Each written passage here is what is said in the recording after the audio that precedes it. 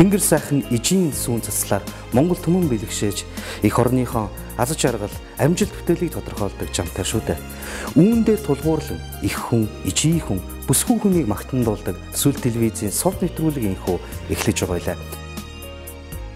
Бүсгүй хүнийг олон зүйлээр тодорхойлж болно. Бие авч яваа байдал, бүрхдэг үнэртэн, эрхэмлдэг зан чанар гэх мэт. Тэгвэл нийгэмд эерэг сайн хандлагыг түгээн үлгэр жишээ болж яваа салбар бүрийн манлайлагч бүсгүйчүүдийн эрхэмлдэг зан чанар, ажлын арга барил, амьдралын үнэт зүйл нь юу болохыг сувд нэвтрүүлэг үзэгч та бүхэнд төлөвлөв. 7 хоног бүрийн пүрэв, нэм гаригуудын үдэш 21 цаг 30 минутаас сүлд телевизээр хүлээн авч үзээрэй. Бүсгүйчүүд зүудэн дургасан наран билээ.